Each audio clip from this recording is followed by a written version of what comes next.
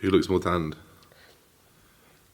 Fuck's sake. Hello everybody, welcome to the video. How are you? I'm great. Where? Thank you for asking. Today is density day, aka back and legs, aka the most savage session of the week. But I'm going to talk to you today a little bit about how to kind of come back from a deload, how to come back from. To be honest, you can apply all of these tips and little hustles.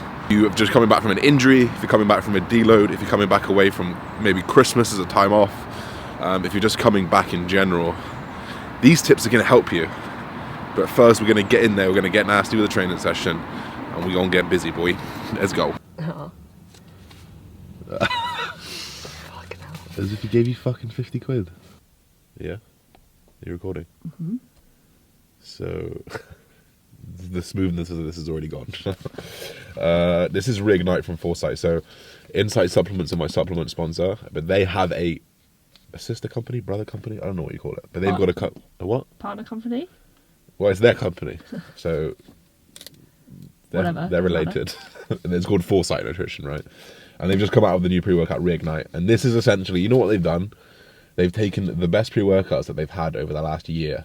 I'd like to say that they literally stock the highest quality ingredients for everything. Like they don't give you shit products, which is fucking cool to be part of. They've just taken the best of every one of these.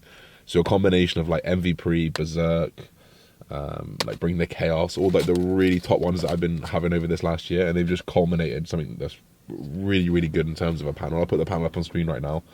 Whenever you guys are looking for a pre-workout, you definitely want to get some citrulline in there.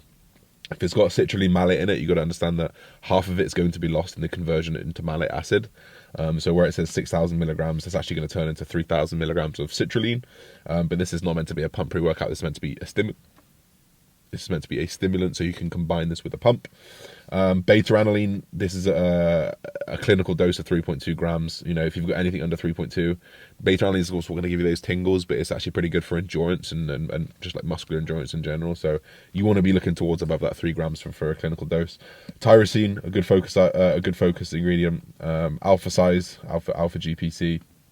Or alpha glycerol phosphoryl choline is a really, really good cognitive enhancer. It just fires choline into the brain, which is a huge impact in terms of muscle contraction if you want to go down on the cellular level.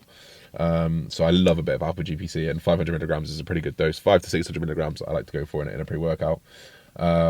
Exercise, I'm actually not sure what that is, so I'm not going to go on about it. I'm sure it's on here somewhere. It's a registered trademark of I'm not sure. Caffeine, 300 milligrams is pretty solid. If you're looking for a caffeine dose, you want to be between 2 to 5 milligrams per kilogram of body weight. So I'm 110 kilograms, or I'm 108 kilograms if you want to be pedantic. So I have about 300 milligrams-ish. I just times by 3, which is kind of in that mid-range. If you're, pretty stim heavy, you can go towards that 5 milligrams per kilogram. There's also dicaffeine malate, which is like a 74 milligrams of caffeine. It's slightly different, so it does push up the total dose of caffeine a little bit more. And then also guarana extract is like 16 milligrams. These are just kind of nice little natural extracts that kind of have different release points of caffeine, so you kind of get that consistent energy rather than one big spike. And then the rest of it is just kind of fillers and a few more focus ingredients like dynamine in there. So this is good. This is actually just tastes like Tutti Frutti, the chewing gum, the yellow chewing gum. It's exactly the same as that. It's very sour. I like it. It's a good treat.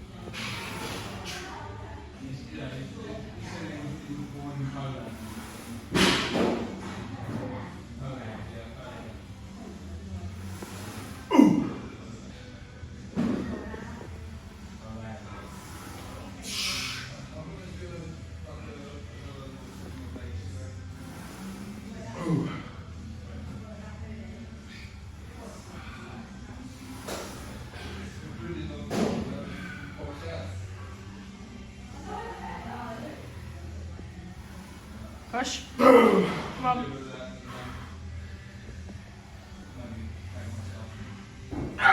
Push.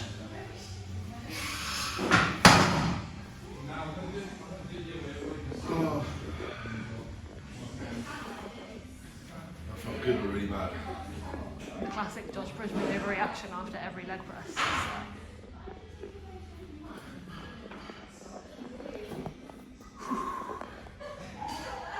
Working hard, hardly working.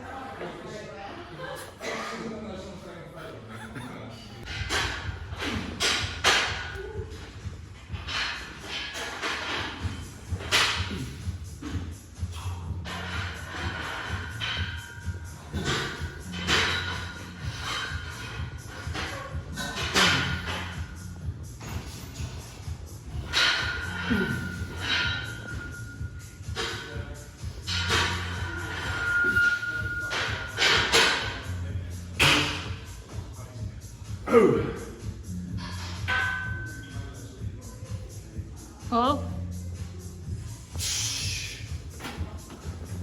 So we're going to talk a little bit about your central nervous system now. Now, your central nervous system is pretty much kind of what dictates pretty much everything, right? Your central nervous system can adapt, and of course, your central nervous system will adapt over time. So, of course, if you're taking a large bolus a period of time off, if you're taking like 2 weeks off in a deload, your central nervous system is going to adapt to that, and it's going to potentially lose its neurological connection to muscles, to ligaments, passive tissues, to exercises. Your motor patterns will be somewhat weakened. I use these terms very, very loosely just to kind of translate them into layman's terms, but essentially, when you do a movement, you build up a motor pattern, and you become better and better and better at that motor pattern, to the point that that motor pattern can transfer across to another skill. So, for example, kicking a football, you'll see that most footballers who kick a footballer can also kick a rugby ball pretty darn proficiently, even if they've never kicked a rugby ball before. And this will just be because of the motor pattern that they've built up. So obviously, if you take some time away from kicking, or in our case, away from training, because we've become proficient at pressing or pulling or squatting or whatever it is, you can weaken that connection and become worse at that skill, which is why you would call it you call it rust. This is why you have a pre-season, so you can get rid of that rust. Or in football, rugby, all those kind of things, you have a pre-season so you can get rid of that rust, build those neurological connections again, and then come up full pelt. That's what I used to say when I was a kid. So essentially, think of that first couple of weeks, that first week, as a pre-season, coming back from a deload, coming back from an injury, and just use that period of time to build up your intensity. There's no way you're going to go back to 100% intensity that you used to have. That's just not feasible. It's not plausible. Your central nervous system isn't ready for it. But if you have, a week at 80%, a week at 90%, and then that third week coming in at 100%, you're just telling your nervous system what's about to come, and you're just building back into it. And to be honest, you could use that for food as well. So I would build back into training at 80%, and I just mean 80% intensity. I'd probably keep everything else pretty similar in terms of what you're doing before. If you're coming back from an injury and you've been off for like a couple months, then I would start at the basics again and just start an upper lower, like an upper lower session. In fact, I had 2 weeks off and I did an upper lower session. Did upper, rest, lower, rest, upper, rest, lower. I then moved into my normal split again. And I would do something similar for recovering from an injury, but I would just extend that process. I'd probably do an upper lower for like 3 weeks, then into a push-pull legs, and then into a normal split. As you kind of acclimate upwards. And you'll do the same thing for your food. There's no point just jumping straight back in to kind of super high calories if you'd been off for a very, very long while. And the shorter amount of period of time you have off, the less difference your calories will have. So if you've had a week off, come back in at the normal calories. If you've had 2 weeks off, maybe come back in at slightly lower. If you've had 4 or more weeks off, I would come back in at a lower amount of calories, just so your central nervous system, digestive system can adapt to that food again, because it will all take a little bit of a hit. So I hope that makes sense. Essentially, just be smart about it. Just build back into it. Your body's going to tell you, oh shit, this is heavy. Your body's going to tell you, oh, I'm too full. You know, so just work back into it, work the routine back into it, and whatnot. See you in a bit.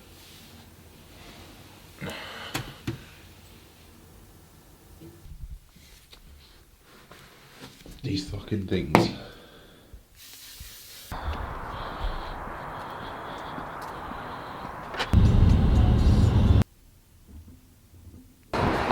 I have like 7 halves.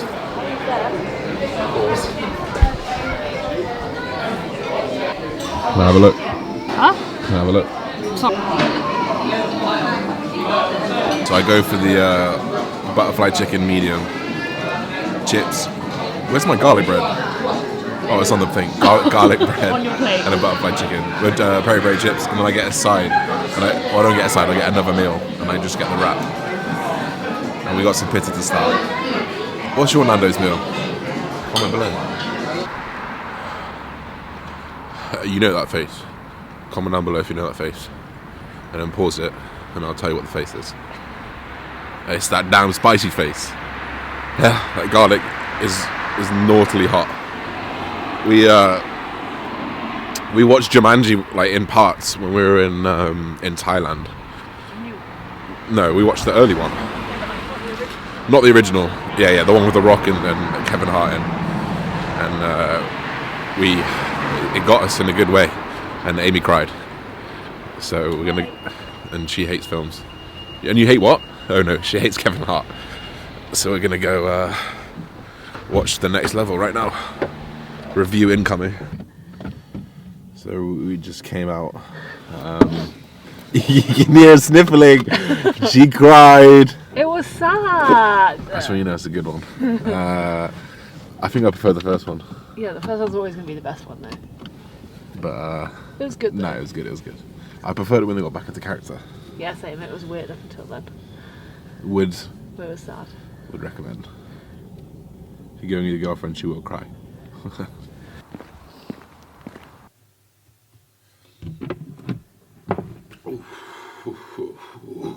That is the end of the video. So I'm going to leave you with one final tip, as I always do. Ultimately, it's like that first little spiel that we had. Ultimately, that pretty much summarizes what you need to do. It's easing back in. It's forging back what you're doing, routines, and that just goes for sleep. That goes for waking up. That goes for hydration, for your pre-workout routine, your post-workout routine. All these things need to be kind of just built in gradually. I think if you go from 0 to 100, I think you can miss some steps, and you can cause a little bit of central nervous system kind of systemic fatigue, or just kind of very, very apparent stress because you're not used to it. So if you just come into the gym 100% after doing nothing for 2 weeks, or even longer if you're injured or something, and you absolutely smash it like you normally do, I guarantee you're going to be so sore. When I came in on Monday, I did chest, and I did like 9 out of 10, maybe 8 out of 10, and I backed up on weight on purpose. I was still sore on Friday, and I had to train again on Friday, so you can imagine it's not efficient to be sore. So just kind of build things back up and just ready your nervous system for that. So that's it for me, guys. I'm going to end the video here. I'm going to get a lot more videos out to you. Probably in the new year now. I'm going to Iceland, which I'll do a nice video for on the 26th with the mumsy. So obviously Christmas coming up next week. I'll probably get one more in this week. And then New Year's Eve is my birthday, so I'm going to take the full day off there. And then the 1st, I'm going for a disco party in Printworks, New Year's Day. And then the 2nd will be recovery, and then the 3rd, 2020. It's coming. Whatever.